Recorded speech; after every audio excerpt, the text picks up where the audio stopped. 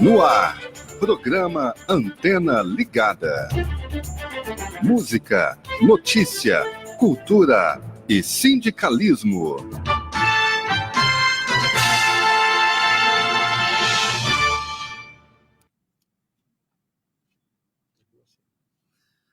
Olá, bom dia. Uma ótima sexta-feira para você que acompanha o programa Antena Ligada. Sextou, não é assim? Sextou.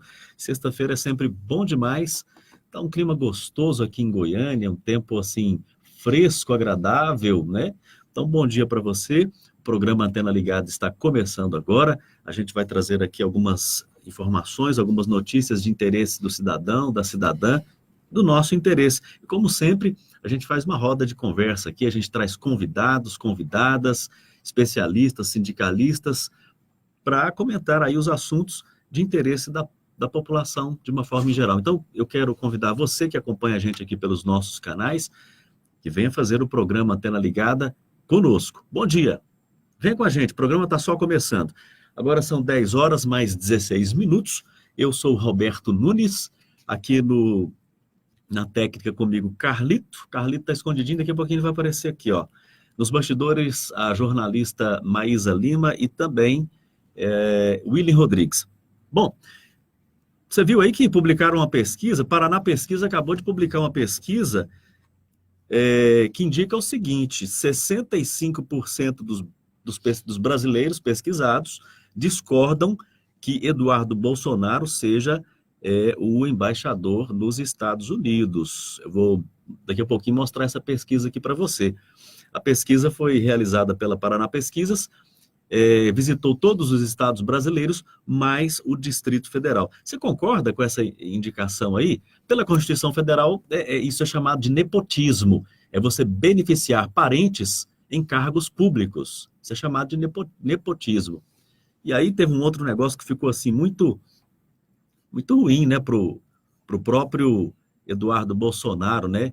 Ele disse que sabe fazer hambúrguer, e o negócio lá era de frango, teve um negócio assim, né, Carlito? E depois ele concedeu uma entrevista falando inglês e menos que intermediário, ó, disse que falava fluente, tá aí nas redes sociais. 65% dos brasileiros discordam que ele seja o embaixador nos Estados Unidos. E qual é a sua opinião? É mesmo nepotismo? É usar do poder político, do cargo público para beneficiar a própria família? Será que está acontecendo isso? E ele ter falado que tem inglês fluente, depois se embananou, é menos que intermediário? Traga aí a sua opinião. O programa Antena Ligada está só começando, venha fazer o programa com a gente. Deixa eu apresentar meu convidado de hoje para você. Ele vai fazer aqui, discutir aqui vários assuntos comigo, com você. Hoje o programa recebe com muito carinho o vice-presidente do Sindicep Goiás, ele que também é da direção nacional da Confederação dos Trabalhadores do Serviço Público Federal. Em estúdio comigo, Gilberto Jorge Cardeiro. Bom dia, Gilberto. Bom dia, Roberto. Bom dia aos ouvintes da Antena. Nós estamos aqui hoje para participar com você, Roberto, e com os ouvintes, né, e dar os esclarecimentos necessários aí sobre o que vem acontecendo em Brasília, o que vem acontecendo a nível nacional, sobre os trabalhadores, principalmente no Serviço Público Federal e no Serviço Público como um todo. Maravilha. Essa pesquisa que saiu agora pela Paraná Pesquisas, qual a avaliação assim, inicial que você faria? 65% do povo parece que não está aprovando muito essa indicação do Bolsonaro aí, não. Qual é a sua opinião? Mas é mais uma atrapalhada da família Bolsonaro. Eu tenho dito que esse governo ele tem 4 tripés, e um dos tripés é a família Bolsonaro, que vive se engalfinhando entre ela, né? E, mais uma vez, o presidente mostra a incapacidade de governar esse país, indicando o próprio filho para um cargo importante, um cargo que eu considero um cargo político, né, para a embaixada do Brasil nos Estados Unidos. Demonstra a incapacidade total dessa família de ter assumido o poder no país. Mais uma vez, ele indica o filho, ele é coberto de filhos em todos os sentidos, né? E demonstra a incapacidade do filho dele assumir um cargo tão importante. Eu estava vendo a reportagem em que ele fala que a maioria dos embaixadores que estiveram nos Estados Unidos no passado não deram conta, como ele fala, do recado, ou seja, foram incompetentes nas suas participações como representante do Brasil nos Estados Unidos. Mas ele demonstra cada vez mais, e essa avaliação que ele fez dos embaixadores, eu espero que os embaixadores respondam a ele, né? Na verdade, mais uma afirmação infeliz, né, do presidente da República, presidente Jair Bolsonaro, que ataca os embaixadores do Brasil, e não é verdade que ninguém fez nada. São frases curtas de efeito, mas ditas por um presidente da República, são muito danosas ao próprio país, né? Então tá aí, ó. Mostra aí, Carlito. Paraná Pesquisa, 65% discordam de Eduardo Bolsonaro, embaixador, né? O levantamento foi feito pelo Instituto, que apontou que 64,9% dos 2.118 entrevistados em 26 estados e no Distrito Federal discordam da indicação feita por Jair Bolsonaro para que o filho dele, o deputado federal Eduardo Bolsonaro, que é do PSL de São Paulo, seja embaixador do Brasil nos Estados Unidos. De acordo com os dados, somente 28,7% concordam com essa indicação. Para você, é nepotismo? Claro que é. Está declarado o nepotismo no país, né? E eu espero que o Senado Federal não aprove. A comissão do Senado já está dando o recado ao presidente para que retire, né? Para ele não passar mais constrangimento como deve passar. Então, eu espero que, se ele manter a posição, porque parece criança, porque fica batendo o pé, né? Quer. Então, eu espero que a comissão do Senado não aprove e dê logo uma lição, né, ao presidente da República, que não, parece que está brincando de cargo. Acho que ele está brincando com o cargo de ser presidente da República. E aí, para quem defendeu o tempo todo... Bom dia, viu, Shirley? A Shirley Maria Alves aqui com a gente, já deixando um joinha. Obrigado, bom dia para você. E é contraditório, né? Porque o tempo todo falou que ia moralizar, que tem meritocracia, que aquele que se esforça, que é mais competente, é que vai ocupar os cargos, e aí vem com um nepotismo rasgado desse, e mais uma vez joga por terra aquilo que prometeu em campanha. E vamos avançar mais. Você viu aqui, que é um tema que nós vamos tratar daqui a pouquinho, que é a reforma da Previdência, né? Ele soltou diversos cargos, entregando cargos para cumprir o acordo para os deputados, principalmente do Centrão, que votaram com o governo, né, na reforma da Previdência, tirando o direito dos trabalhadores. Está entregando cargo à torta e à direita. A própria imprensa tem demonstrado isso. Mostrou agora no Ministério do Meio Ambiente, né, colocando empresários, comerciantes, para assumir cargos técnicos, né, do Ministério do Meio Ambiente. Para quê? Porque tem interesse político, né, naqueles locais, e ele está entregando esses cargos porque foi feito acordo para a reforma da Previdência. Disse que não ia fazer e está fazendo. Fora as emendas, né? Em estúdio comigo, o Gilberto Jorge, ele que é vice-presidente do nosso Sinticep Goiás e também faz parte da direção nacional da Confederação dos Trabalhadores do Serviço Público Federal. Gilberto Jorge, eu quero trazer um tema aqui para as pessoas que nos acompanham, para a gente falar de uma maneira bem simples e esclarecer o seguinte ponto. Por que é importante que existam servidores públicos concursados? E qual a diferença dos concursados para os indicados?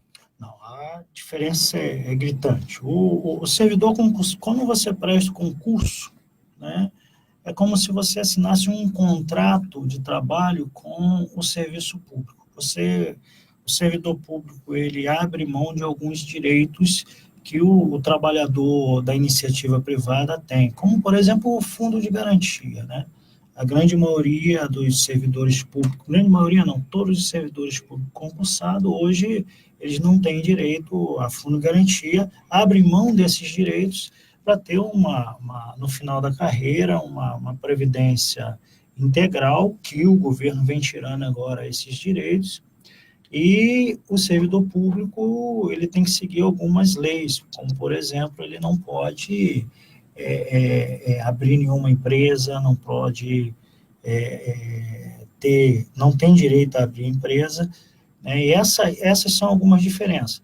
E ele tem que ter exclusividade no seu trabalho, né? E o servidor público concursado, ele... A exceção é só médico e professor, né? Pode ter dois. O médico e o professor podem ter mais de uma matrícula e podem trabalhar na iniciativa privada, mas na mesma carreira, né? Ele segue a mesma carreira. O médico, ele pode estar no hospital público, como pode estar no hospital privado. Em horários diferentes. Em horários diferentes, né? Agora, a grande maioria dos servidores, né, são exclusivamente do serviço público. Agora, você colocar em cargos públicos pessoas alheias, né, ao serviço público, é muito, muito problema que nós... Aí, no caso, são as indicações políticas, né? As indicações... Você tem duas formas. Você tem as indicações políticas que o governo faz para os escalões maiores e tem as indicações políticas para cargos técnicos. No caso, por exemplo, do problema que envolve um filho do presidente da República que lotou no gabinete dele, pelo menos essa é a investigação. Investigação que, aliás, está suspensa pelo Supremo temporariamente. Daqui a pouquinho falo sobre isso. Mas o Flávio, atual senador, filho do presidente Bolsonaro, está sendo investigado por nomear servidores que não trabalhavam, mas que devolviam parte do salário lá na Alerj, na Assembleia Legislativa do Rio de Janeiro. Não só ele fazia isso, como também era uma prática lá. E como a gente sabe por ouvir dizer, que acontece esse tipo de prática em outros assembleias legislativas aí pelo Brasil. Mas ele está sendo investigado, inclusive, porque o motorista dele, o Queiroz, o então motorista dele na época, movimentou 1,2 milhões de reais, 1.200.000 reais, um valor que um motorista normalmente não tem condições de ter esse dinheiro. Não tem condições. Então, essa que é a questão, né? É uma das práticas que acontece. Você indica as pessoas como laranja para assumir um cargo público em gabinetes de deputados e se utiliza disso para arrecadar fundos ou para campanha ou para ilicitamente se utilizar disso e se enriquecer. E aí, nesse sentido, o servidor público concursado... não ocorreria isso. Não ocorreria, né? Porque não tem como, porque o servidor público concursado, ele tem o salário dele e não tem como fazer isso. Por isso é importante ter o concurso público e ter o servidor concursado? Por isso nesse sentido? Por isso também? A gente... os nossos sindicatos sempre defenderam o concurso público para todas as áreas. Até porque, para passar no concurso público, a pessoa tem que ser muito competente para o cargo que ela está prestando, né? Hoje É muito concorrido, né? É concorrido e o cidadão tem que estudar muito e tem que estar preparado para assumir Essa aquele seria a cargo. verdadeira meritocracia? Essa sim. Você tem que ter, a meritocracia tem que ser a partir do concurso público, dar condições ao trabalhador para exercer a função pública, fiscalizar. Eu participei, Roberto, agora recentemente, num debate na Câmara, onde nós discutimos a questão da demissão por insuficiência de desempenho. É o PLS que está no Senado para ser aprovado, o número 116. E eu lá defendi que hoje a legislação já prevê a demissão do servidor público. Né? Basta ter as investigações e a fiscalização que o servidor público ele tem os seus direitos. Isso já existe? Já existe, na Lei 8.112. A Lei 8.112 diz bem claro, né, se a pessoa prestou o concurso, mas ela não está trabalhando, está enrolando, não está desempenhando. Não está desempenhando, né? Está se utilizando do cargo público para corrupção e outras séries de coisas erradas, né? Coisas erradas que ele vem fazendo no serviço público. Ele pode ser demitido. Ele pode ser demitido. Abre-se um processo e chega ao final. Então não é verdade que o servidor tem estabilidade, que essa estabilidade ela é infinita? Não é infinita, não. Mais de 600 trabalhadores no serviço público federal, né, foi mandado embora nos últimos anos por ter feito falcatrua, por ter feito algo errado no serviço público. Abriu-se os processos administrativos e eles, no final do processo administrativo, foi diagnosticado que ele tinha que ser mandado embora e foi mandado embora. O governo Bolsonaro, ele, através, inclusive, do seu ministro Paulo Guedes, ele quer estatizar muita coisa e terceirizar. O servidor público, ele é mais caro para o contribuinte do que o servidor terceirizado, que o Paulo Guedes quer fazer aí essa privatização? Não, o servidor público ele é muito mais barato. Muito mais barato. Por quê? Porque ao terceirizar, você tem que pagar a empresa. Há pouco tempo atrás, nós fizemos uma pesquisa para cada trabalhador numa empresa terceirizada, ele sai para o serviço público mais de R$4.000, ou até mais. Né? E esse trabalhador... Terceirizado de que área? De várias áreas. De várias áreas. É uma média. Você tem segurança. Hoje, a grande maioria dos setores que são terceirizados é segurança, limpeza, essas áreas já são terceirizadas. No Serviço Público Federal. No Serviço Público Federal e no Serviço Público Estadual e Municipal. Né? Agora, com a abertura agora da terceirização, então, né, vai ser terceirizado os outros setores no serviço público. Esse é um tema fundamental que nós temos, mas então, é muito mais caro. Em termos de custos, para o Estado brasileiro fica maior. Muito maior. E para o trabalhador que é terceirizado, do ponto de vista da qualidade do trabalho, do salário, para o trabalhador terceirizado? Qual a situação? Não, para o trabalhador terceirizado, ele sofre, porque, na verdade, ele tem uma carga horária que ele tem que cumprir, né, e isso é natural. Agora, o salário dele em relação ao que o serviço público paga para a empresa terceirizada é muito aquém, né? Eu tenho dito isso, por exemplo, o governo andou propagando aí que o trabalho feito pelos médicos cubanos, né, o convênio que o Brasil fez, que o Brasil estava dando muito dinheiro para o governo de Cuba. O problema é que o governo de Cuba, né, a mão de obra hoje que Cuba tem é justamente a área da medicina. A medicina cubana é excelência a nível internacional. Eu quero trazer dois assuntos aqui muito importantes e quero agradecer você que acompanha aqui o nosso canal. A Shirley já fez os comentários, tem mais gente entrando aí também, né? O Acácio Fernandes, né? Tem a lei, mas não estão nem aí, desses que nem trabalham, mas gera mais renda, nada a ver. Está deixando aí o comentário dele, a gente segue aqui. O Carlito Rocha está conosco. Vamos aqui, vamos juntos. A mesa é realmente de debate, é importante que você participe aí. Fica muito claro hoje para as instituições, para os sindicatos, DIAP, DIESE, que, por exemplo, ao substituir um vigilante no Serviço Público Federal que era concursado, esse vigilante ganhava 3, 4 salários mínimos e custava para o governo 5, porque tem a parte de contribuição do governo no Serviço Público Federal. Hoje, esse mesmo vigilante custa 7, 8 mil reais para o serviço público. Por aí. No entanto, ele, que é o trabalhador terceirizado, recebe pouco mais de 2 mil reais. Exatamente. Então, entrou um atravessador aí, não é essa a questão? Exatamente. O atravessador é a empresa que precisa ter lucro, ninguém vai abrir empresa para não ter lucro, porém, o lucro sai do salário do trabalhador que exerce a função lá, no caso o vigilante, e vai para a empresa. E, por outro lado, o serviço público paga mais por isso. Paga mais por isso. Paga mais por isso e você tem um trabalhador terceirizado, né, que, na verdade, está cumprindo ali a ordem do empregador dele, não tem um servidor público que, em média, quando você tinha a grande maioria dos servidores públicos que exercia a função de vigilante, né, e na área de limpeza, tinha o zelo, né, pelo patrimônio público, você perde muito com isso, né? Então, as instituições públicas perdem e gastam muito dinheiro da sociedade, da população, contratando essas empresas.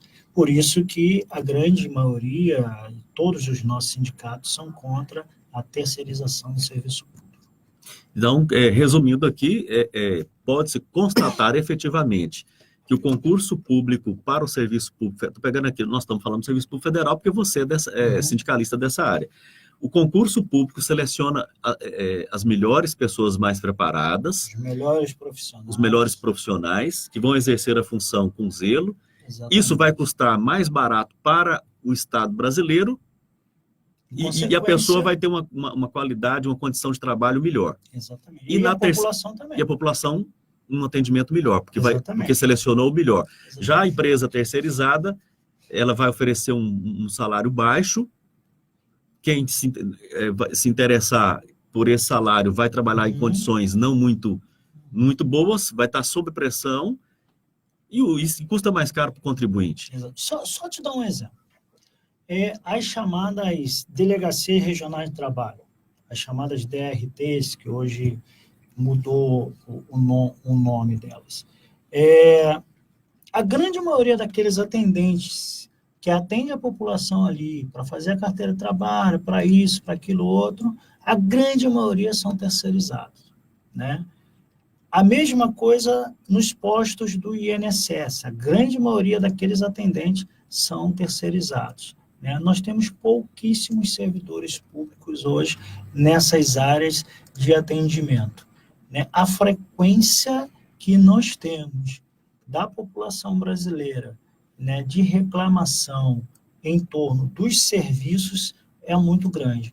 Nós temos levantado muito isso e temos cobrado muito do governo, né? Se quer um atendimento de excelência, se quer o servidor de excelência, você tem que dar condições de ter concurso público. Faça concurso público para aquelas pessoas, dê condições delas estarem ali como servidores públicos, para que elas possam, né, dar um atendimento. Aqui eu sei que você tem as informações daqui, Gilberto Jorge, você que é vice-presidente do Sindicep Goiás e também da direção da Confederação dos Trabalhadores do Serviço Público Federal. Aqui em Goiás, diversas OS, organizações sociais, estão trabalhando tanto no setor da educação quanto no setor da saúde. Para quem está ligando o canal agora e não sabe, por exemplo, o Hugo, materno infantil e diversas outras unidades de saúde são geridas por OSs, que são essas empresas que terceirizam a mão de obra. E a promessa era que vinha para melhorar. No começo parecia até que oferecer um serviço melhor para a população, e depois o trabalhador que é contratado via OS, o pessoal chegou a ter salários atrasados, não receberam direitos trabalhistas. Na área da educação, no nosso ITEGO, que é a nossa grande escola de teatro do estado de Goiás, que exporta talentos para o mundo inteiro, os professores não receberam direitos trabalhistas. Então, essa terceirização tem isso também. E detalhe, né? O pessoal do Sindsaúde teve aqui, do Sintego, ficou muito claro, o professor recebendo um salário pequeno, E os dirigentes dessas chamadas OS, que são empresas, né, recebendo salários até de R$40 mil, os diretores. Então, é uma terceirização muito complicada. Alberto, nós sempre fomos contra a questão das OS.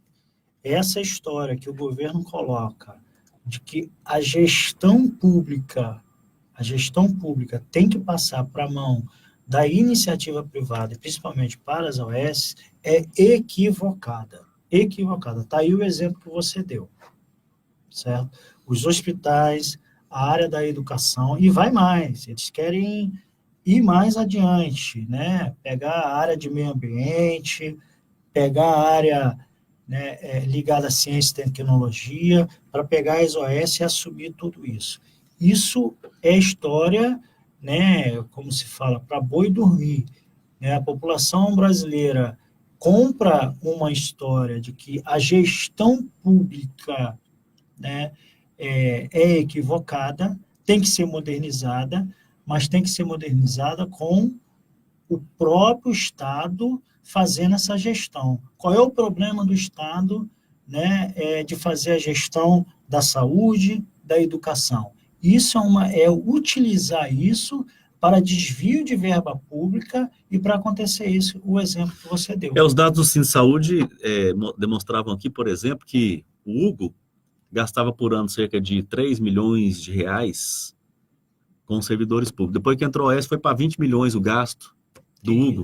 Então, assim, os valores são exorbitantes e não se vê a contrapartida. Tanto é que o pessoal lá, os trabalhadores do Hugo lá terceirizados, fizeram manifestação em frente ao hospital, salários atrasados, sem receber os direitos trabalhistas e numa condição muito complicada. Deixa eu trazer um outro assunto aqui para vocês, para a gente debater também. 2 assuntos. Vocês viram aí, o STF sempre aí na mídia, né? E novamente o STF volta à mídia, porque o senador Flávio Bolsonaro, na época ele era deputado federal lá na Arlege, ele entrou com uma ação e o Toffoli deu ganho para essa ação. Então o presidente Dias Toffoli, do STF, Supremo Tribunal Federal, suspendeu as investigações que envolvem Fisco, COAF e Bacen. A decisão do Toffoli foi muito além, porque a questão que envolve as investigações do Flávio Bolsonaro, presidente filho do presidente, era em relação ao COAF. Você se lembra lá? O COAF investigou a movimentação financeira estranha do motorista dele e foi investigando e viu que tinha alguma coisa errada na Alerj, explodiu lá na Alerj uma CPI. Mas o que é que está acontecendo agora? O Dias Toffoli acatou o pedido, mas suspendeu as investigações que envolvem Fisco, COAF e Bacen em nível nacional, né, e congela todos os processos judiciais em andamento no país. Ora, se quem não deve, a medida beneficia inclusive o Flávio Bolsonaro, que estava sendo investigado, o motorista dele, o Queiroz, aquele que tem 1.200.000 na cueca, e dezenas de servidores laranjas da Alerj. Além deles, todo mundo que estava sendo investigado por movimentação suspeita agora está tranquilo. Interessante isso, né? Coisa de 1 ano atrás, né, não se falava nisso. Eu queria ver agora nas redes sociais as pessoas que defenderam esse governo, principalmente essa família, para saber se realmente... Porque eu ouvi várias pessoas falando, não, nós queremos moralizar. Moralizar significa investigar todo mundo. Certo? Se você quer moralizar, então investiga todo mundo. E quem não deve não teme. Não tem um ditado que diz assim, quem não deve não teme? Por que se quem não deve não teme e eles pregam a moralização, por que ele já não abre as contas? Ele faz o contrário, ele entra com uma ação para parar a investigação sobre ele. É no mínimo estranho. Mas isso é bom para quem defende, quem defendeu e está até hoje levantando aí a bandeira da moralidade, né, cobrar agora, né, que ele abra as contas e mostre. Abra as contas e mostre.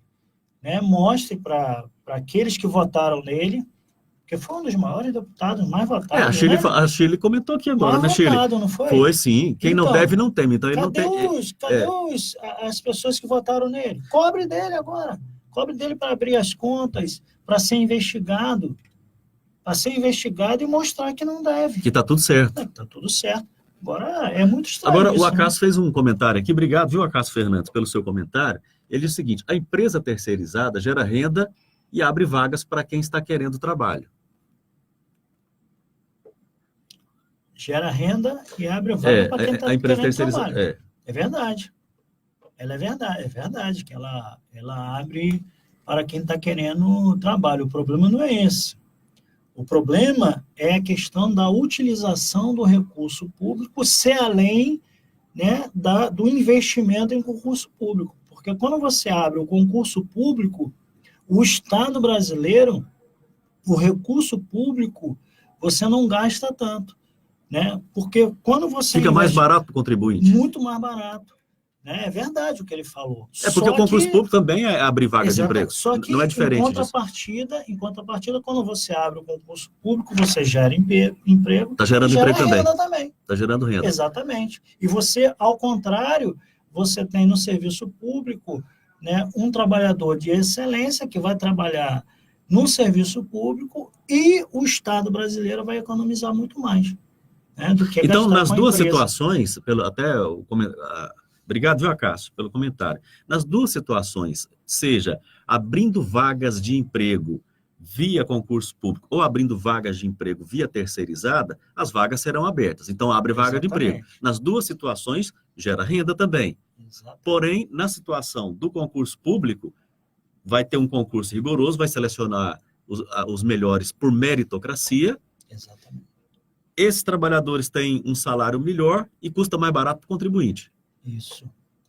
Só para você ter uma ideia, nós temos feito muitos debates internacionais. E fizemos um debate com o Sindicato dos Servidores Públicos da Inglaterra. Lá é um sindicato único dos servidores públicos, seja federal, estadual e municipal. Inclusive, pega todos aqueles que o governo paga indiretamente com o governo, o dinheiro público, que no caso seria os terceirizados. Lá tem uma organização única. Na Inglaterra, 90% dos trabalhadores no setor público são servidores concursados. 90% concursados, 10% terceirizados. São concursados. Então, só para você ter uma noção, né? A quantidade de servidores públicos na Inglaterra em relação ao Brasil, a proporção é muito maior. Muito maior. Inglaterra, Estados Unidos, é só você... Quer dizer que se a gente levar em consideração o tamanho e a população do país, se a gente comparar proporcionalmente com Estados Unidos, Inglaterra e Brasil, lá tem mais servidores públicos a cada 100 mil habitantes e a maioria são concursados. É isso que você está falando? Nós temos hoje em torno de 600 mil trabalhadores em atividade no serviço público federal. Esse número, proporcionalmente falando, é o mesmo que em 1909, na década de 90. Da década de 90 para cá, a população brasileira cresceu e muito. E o número de servidor público permaneceu o mesmo em atividade, mesmo tendo concurso público. Agora, recentemente, teve concurso público em governos passados, né? No governo do PT mesmo, teve concurso público. Mesmo tendo concurso público, não se atingiu a meta e a necessidade de ter servidores públicos em relação à população brasileira. Então, é só você fazer uma meta em relação a isso, uma pesquisa em relação a isso, o quanto o nosso país, né, é menor em relação a trabalhadores no serviço público que outros países. Bom dia para você, em estúdio comigo, vice-presidente do Sintecep Goiás e o Gilberto Jorge, que também é da direção nacional do Condicef, que é a Confederação dos Trabalhadores do Serviço Público Federal. Dois assuntos aqui que a gente não pode deixar de passar. Para encerrar esse assunto que a gente está comentando aqui, eu já quero começar a falar um pouquinho de reforma da Previdência E os servidores públicos federais são marajás? Como é que é essa história? Qual a média salarial hoje do executivo, por exemplo, dos servidores públicos federais concursados com mais de 20 anos de trabalho? A nossa média hoje chega em torno aí de R$ 2.000 a R$ 3.000, a média nacional. A média nacional. R$ 3.000 a média nacional. A média nacional. Os servidores que se aposentam levam em torno de R$ 3.000. Esse dado, uma média nacional. Esse dado que você traz, ele inclusive é interessante, esse dado que você está apresentando agora, porque se você, internauta, for lá no texto original da reforma da Previdência, essa informação que você está trazendo bate com a informação que está lá no texto original apresentada pelo governo Bolsonaro. Para o governo Bolsonaro, e ele chama de ricos, viu? Está chamando vocês de ricos. Está lá no texto, artigo 50. Vai lá na internet e pesquisa. Artigo 50 da reforma da Previdência do Bolsonaro. Artigo 50. Os ricos se aposentam no Brasil com salários de R$ 2.300 por mês. Está lá, artigo 50, pode pesquisar. Nós somos considerados ricos. Roberto, olha, eu fiz um debate com vários trabalhadores nossos no Serviço Público Federal aqui no nosso estado. E eu relembrei a eles o que o Collor falava, né, na época da campanha. O que o Collor falava? O Collor foi eleito com um slogan chamado Caça aos Marajás, né? E o engraçado é que ele não durou 1 ano e foi caçado, né? E o governo Bolsonaro vem com a palavra: nós vamos acabar com os privilegiados, ou com privilégios no serviço público. Eu quero dizer que quais são os privilégios que o servidor público tem. A única, vamos dizer assim, forma de entrar no serviço público que nós tivemos foi fazer concurso público e abrir mão de alguns direitos. Nós abrimos mão do direito de ter o fundo de garantia quando se aposenta. O servidor público hoje, se ele for mandado embora, ele não tem direito a nada. A nada. O servidor público, então, se ele trabalhar, se ele não produzir de acordo, ele pode ser mandado embora. Vai mandado embora e não recebe nada. Não recebe nada. Ele não recebe nada. Abre-se um processo, diagnosticou que ele está errado, ele é mandado embora. Acabou. Na época do Collor, quando o Collor mandou embora, né, vários trabalhadores no serviço público, equivocadamente, que teve pessoas que foram mandadas embora, que estavam de licença maternidade, mulheres que foram mandadas embora com licença maternidade, quando retornou, já estava sumariamente demitida. Graças a Deus, com o esforço dos sindicatos, nós conseguimos retornar grande parte desses trabalhadores. Certo? Foram injustamente. Injustamente mandados embora. E não levaram nada. Não levaram nada. Até hoje, vários... Nós estamos lutando na justiça para ter indenização daquela época atrás, que não tiveram indenização. Mas isso tem mais de 20 anos? De 90 para cá. A justiça para o cidadão comum e para o trabalhador, ela é morosa? Ela é morosa. E no serviço público, mais ainda. Repetindo o que eu estava falando. Né, os servidores públicos hoje nós não temos acordo coletivo, hoje nós não temos dissídio coletivo, hoje nós não temos condições de ir na justiça brigar pelo direito do trabalhador no serviço público. Eu falo o trabalhador da administração direta, eu não falo o trabalhador das empresas públicas. Os trabalhadores do serviço público, das empresas públicas, né, o regime deles é seletista, é um regime Então vocês estão sem database? Nós não temos database definida, né? Embora a Constituição brasileira nos dá esse direito, nós não temos database definida. As negociações no serviço público federal, principalmente, né, ocorre que, geralmente, como você tem a lei orçamentária anual e ela passa,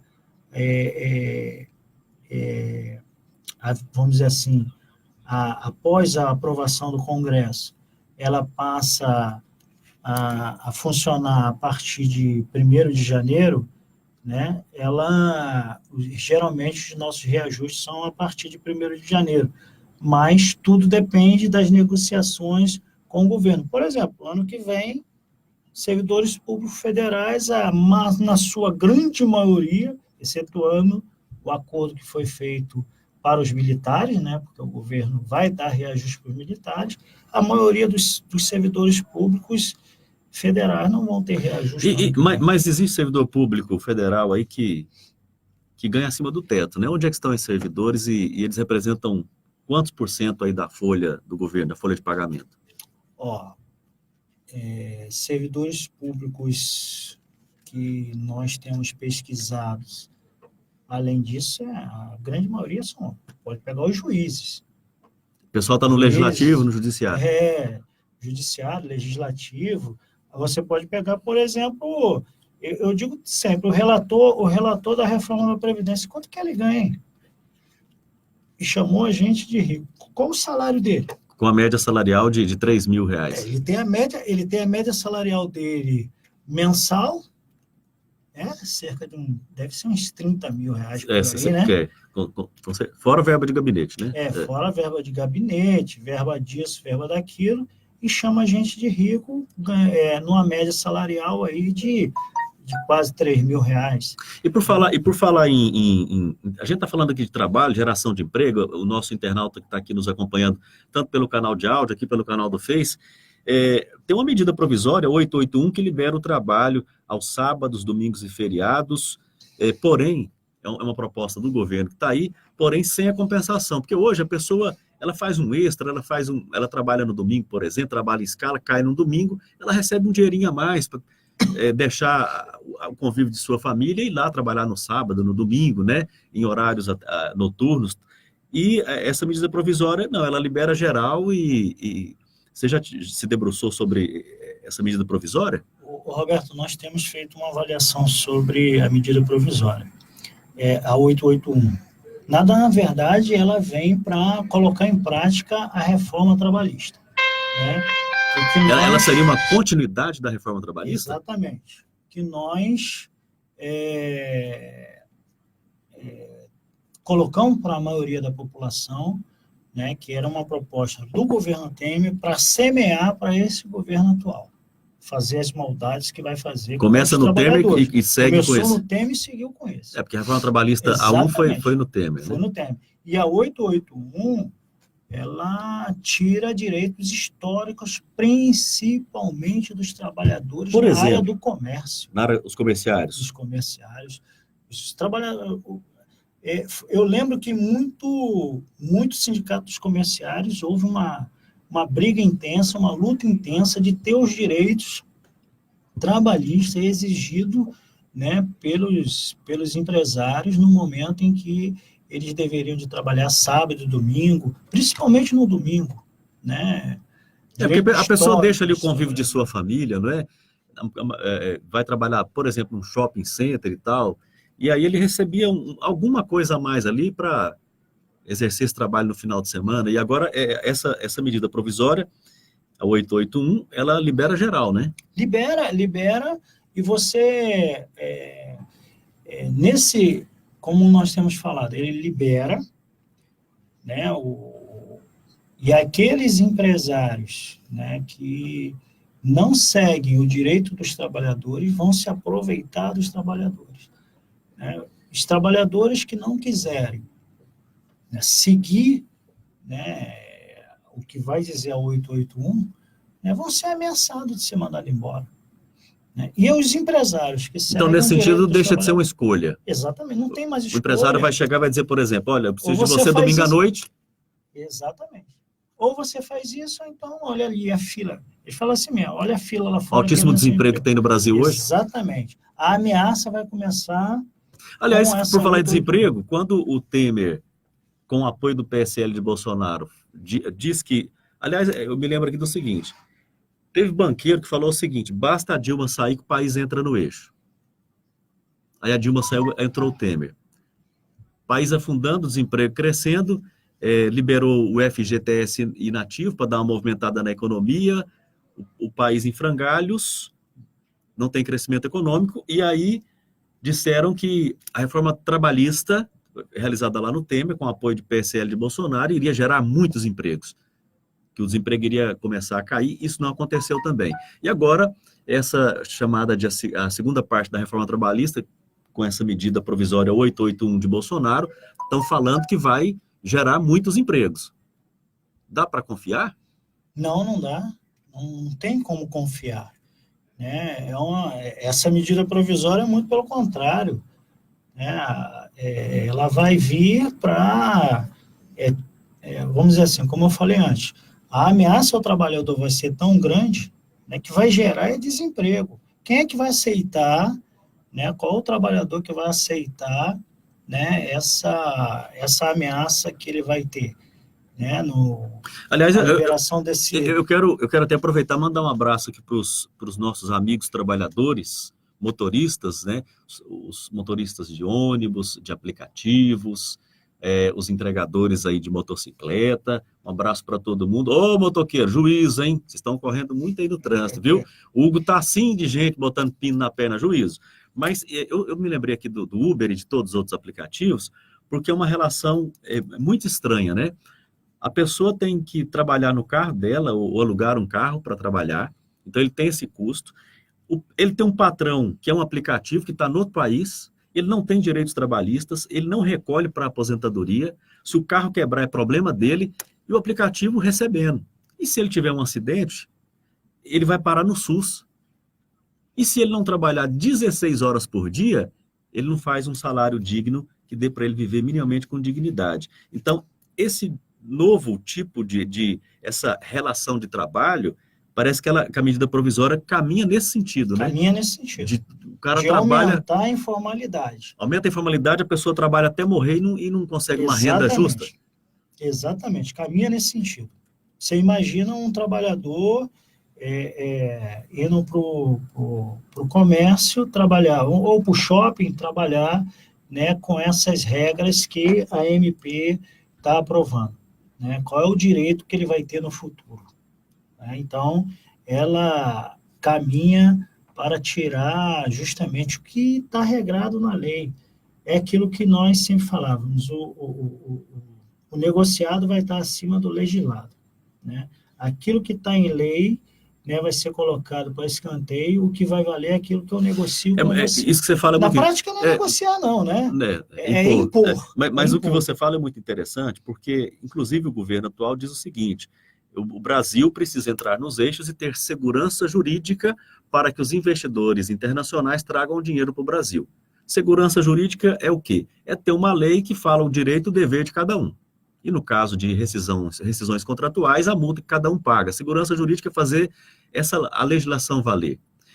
Mas quando se trata do trabalhador, aí ele inverte o discurso. Aí o bom é o negociado e não o legislado. Então, eu fico aqui pensando, para o investidor internacional, ele defende a segurança jurídica, a lei. Mas para o trabalhador, o povo brasileiro, aí ele defende o negociado sobre o legislado. E defende mais, acabar com a justiça do trabalho.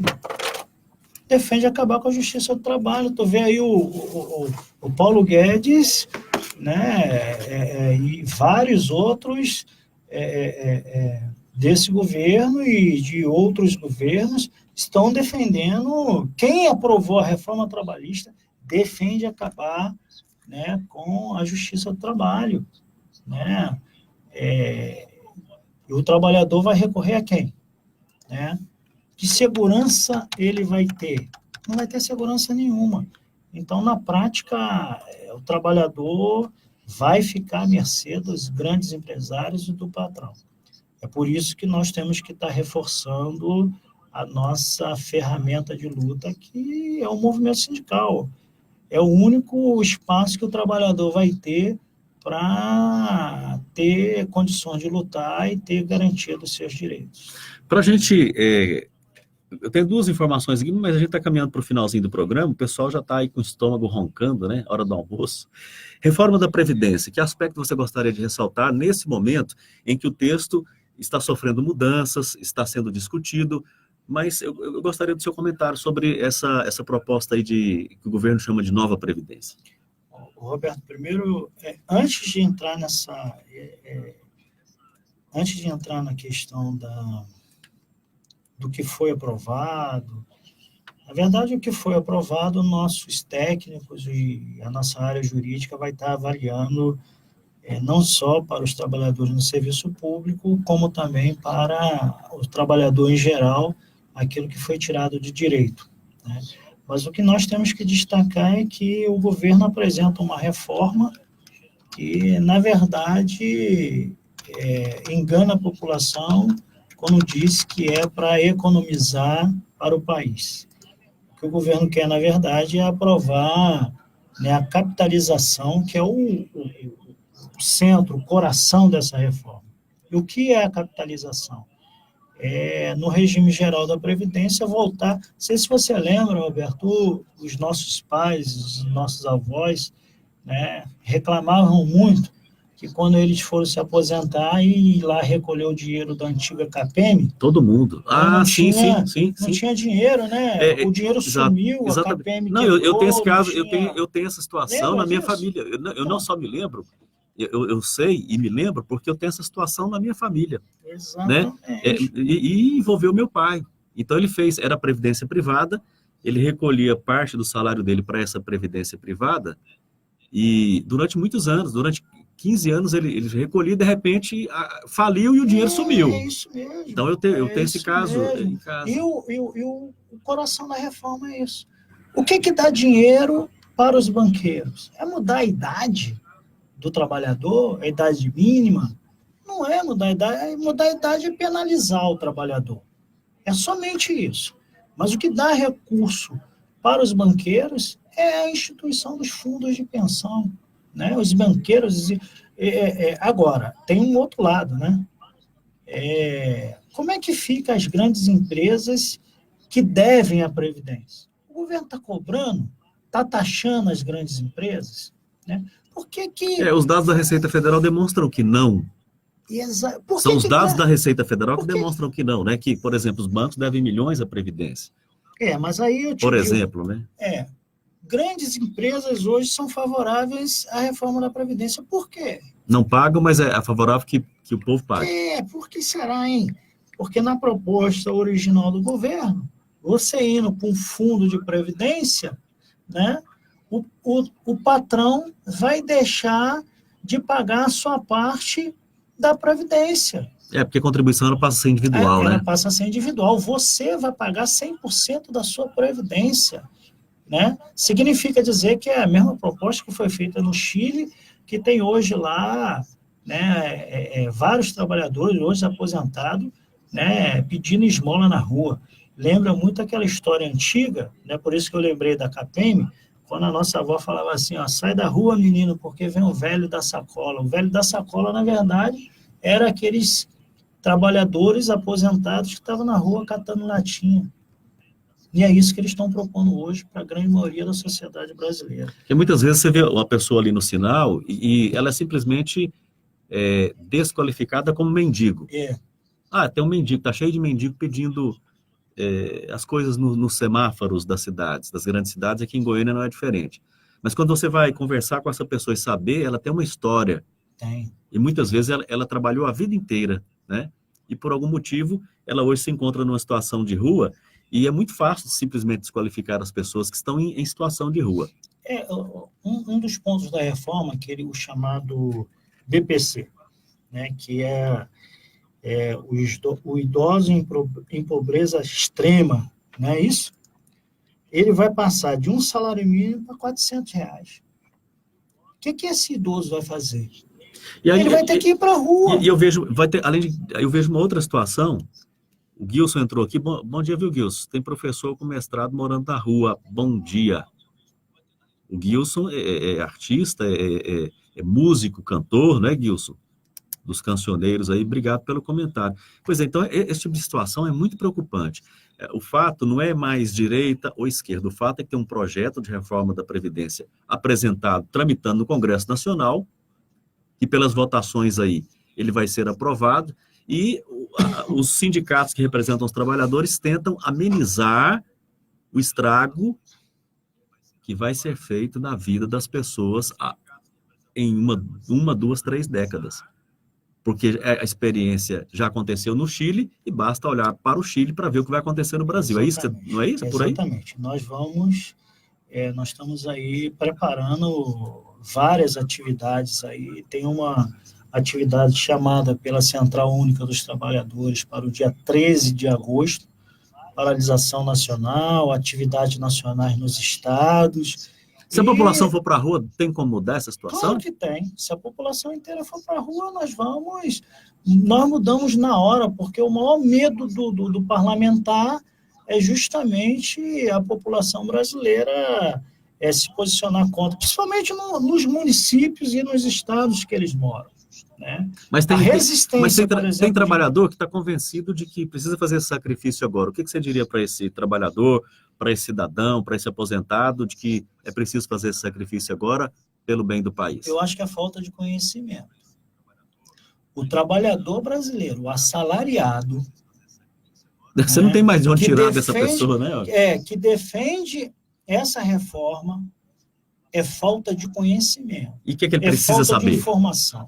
Ele precisa saber, né, que a reforma da Previdência, no caso desse trabalho, principalmente os mais jovens, né, que não vão conseguir se aposentar, né, precisam saber, né, que a reforma da Previdência, que está sendo feita hoje, não tem necessidade de fazer. Basta o governo, quando fala que nós precisamos de recurso, né, basta o governo taxar as grandes empresas que devem à Previdência, né? Basta o governo, né, fazer o que ele tem que fazer, principalmente em relação à dívida pública, e parar de pagar, né, juros em cima de juros para o capital internacional, né, que nós vamos ter recurso suficiente para salvar a nossa O que você está me Previdência. dizendo é que não é preciso sacrificar mais ainda a população brasileira de forma alguma, para ter aposentadoria no futuro? De forma alguma. Né? A aposentadoria nossa é regime de repartição, né? Então, para isso, o governo tem que fazer um programa para ter mais emprego, né? Aquecer o mercado e não ficar com essa... bastou aprovar no primeiro turno, o governo já quer aquecer o mercado com fundo de garantia e o PIS/PASEP, não é isso que ele ficou falando aí agora? Sim, pela liberação. Vai liberar. Por quê? Mas não está liberando, não é por isso, não, é porque os empresários estão cobrando dele. É porque o empresário está cobrando. Não tem consumo, né? O consumo está muito baixo. Exatamente. Né? Então, o governo tem que ter um projeto que busque, né, mais emprego, aquecer a economia com o Temer fez isso, né? Liberou o FGTS inativo. Eu não estou dizendo que sou a favor nem contra. Estou constatando um fato, que jornalisticamente eu preciso constatar. Liberou, deu uma aliviada, mas o dinheiro que entrou, em 3 meses, não tinha mais o dinheiro no mercado, porque as pessoas estavam muito endividadas, muitos pagaram as contas, deu uma organizada ali na vida, mas como a economia não funciona, o dinheiro acabou. Porque não aqueceu o mercado. Na verdade, o trabalhador pegou aquele recurso que está entre nós, né? A grande maioria recebeu um recurso que todo mundo precisa de qualquer recurso para ajudar a pagar suas contas, e não aqueceu o mercado. O Temer jogou, né, foi fumaça aí para a sociedade, dizendo que ia aquecer o mercado e não aqueceu. E, mais uma vez, o governo vai fazer isso. Eles estão preparando agora para liberar o fundo de garantia e o PIS/PASEP para os trabalhadores, mas a grande maioria aí vai pagar suas contas e não vai aquecer mercado nenhum. E vai virar uma bola de neve. Então, nós esperamos que a população e grande parte dos trabalhadores entendam. Só para perceber que a reforma da Previdência não é boa para o trabalhador, é só verificar quem são os grandes defensores da reforma da Previdência. Quem são? Né? São os grandes empresários. Os grandes empresários, grandes banqueiros e grande parte da mídia, né, brasileira está defendendo essa reforma da Previdência, não por defender, mas sim por interesse próprio, porque grande parte deve à Previdência desse país. A questão, a gente precisa cumprimentar você que acompanha o nosso canal aqui. Esta é a radiotrabalhador.com.br. Ela é mantida por sindicatos de trabalhadores e também pela Central Única dos Trabalhadores. A Rádio Trabalhador exerce um papel jornalístico e traz aqui o outro lado, aquilo que você não vê na grande mídia. Não é assim? Você tem aí a grande mídia, você tem acesso pela internet, inclusive, e lá você tem uma versão dos fatos. E o papel da Rádio Trabalhador é trazer os representantes dos trabalhadores, bem como especialistas, bem como gente da cultura, da arte. Olha, Gilson, vamos voltar, hein? Você que faz samba, faz rock, faz crochê, escreve, o espaço está aberto para você vir mostrar o seu trabalho aqui. Então, nós temos esse papel de trazer uma versão diferente, um ponto de vista diferente da realidade, para que você, internauta, tendo já ouvido e lido a informação que vem da grande mídia, compare com a informação que os representantes dos trabalhadores colocam aqui para você, para que você forme a sua opinião. Esse é o nosso papel e eu fico extremamente grato de ter a sua audiência. Olha, tem tantos assuntos bombando aí, né? Eu abri mais cedo e está aqui, ó, para mostrar para você. Retomei a página aqui do Jornal Popular, a questão do cerrado, né? Há estudos que demonstram que o nosso cerrado, que é um bioma brasileiro importante para a coleta das águas, para o fornecimento de água, e aí, aliás, Goiás está previsto, em Goiânia, principalmente Aparecida, problema de água esse ano aí. Então, o nosso cerrado, ele corre um risco, de acordo com a matéria publicada aqui pelo Jornal Popular, de que em 10 anos, se nós continuarmos no ritmo em que vamos, com fogo no cerrado, desmatando para plantar soja, usando agrotóxicos, o cerrado acaba. E o cerrado acaba e acaba para nós a água. Para nós, não é só para nós goianos, não. Para o Brasil, né? Então, eu sei que não é um assunto que vai dar tempo da gente discutir aqui. O Gilson até está falando aqui, ó, no canal, ó. Dia 2, vou aí no programa Canta Maluco. Obrigado pelo espaço. É um outro programa que nós temos aqui na nossa grade. Ô, Gilson, que bom, viu? Venha mesmo, o espaço está aberto para o Gilson Queiroz e para você, como eu disse aqui antes, que é artista, que canta, que dança, que escreve, que fala, que não importa a sua arte. Venha, traga a sua arte para cá, faça o contato aqui, porque o espaço da Rádio Trabalhador é o espaço para a população brasileira. Gilberto, Jorge, eu quero agradecer a sua participação aqui hoje. Obrigado. Roberto, eu que gostaria de agradecer, né? Agradecer aí a audiência aí da sociedade, da população aqui em Goiânia, do estado todo de Goiás. Eu quero aqui fazer uma propaganda aqui por os nossos colegas lá do Valparaíso. Um abraço para Valparaíso e toda a região, em torno de Brasília, viu? Um abraço para todo mundo aí que nos acompanha, através aqui da audiência que o Gilberto Jorge tem lá, que é uma pessoa extremamente conhecida e respeitada na região. É isso aí. E agradecer a você, né? O Sindicep está sempre aqui às quintas-feiras. Eu agradeço aí o convite. Sempre quando estiver aqui em Goiânia, eu vou querer estar aqui junto com você. E é uma satisfação para a gente recebê-lo aqui para fazermos esse bate-papo. Como eu disse, a Rádio Trabalhador tem esse papel, né? As pessoas já têm o acesso da grande mídia, a gente tem esse espaço aqui para contar a mesma história, mas com o olhar de quem está do lado de cá, do trabalhador, do contribuinte. Eu defendo o contribuinte aqui. Venha o Iris Rezende fazer, como é que é o negócio do drone lá, né, Carlito? Drone para aumentar a IPTU, que nós vamos dar o grito aqui em defesa do contribuinte também.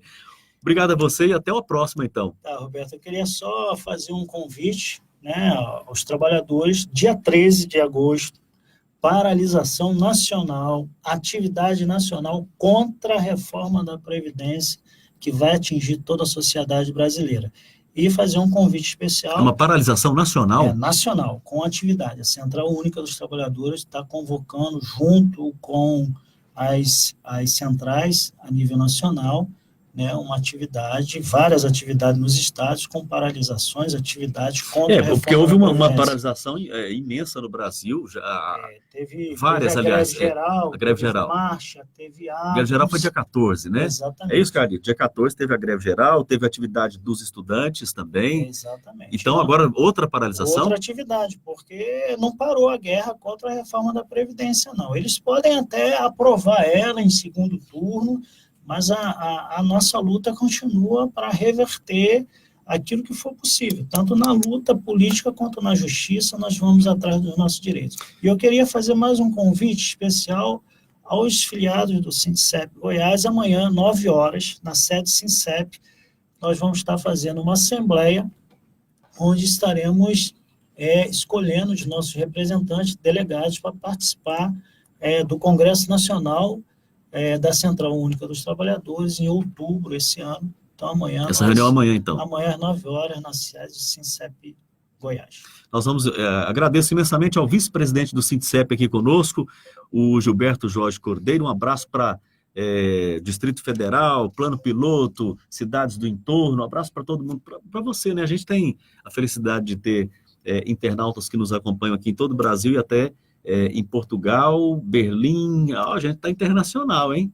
Abraço para todo mundo. Aqui em Goiânia são 11 horas e 20 minutos. Está chegando pertinho da hora do almoço. Então, um bom final de semana para todo mundo. Segunda-feira a gente volta para mais uma roda de bate-papo. Fiquem todos com Deus, um bom dia e até segunda-feira. Tchau, tchau.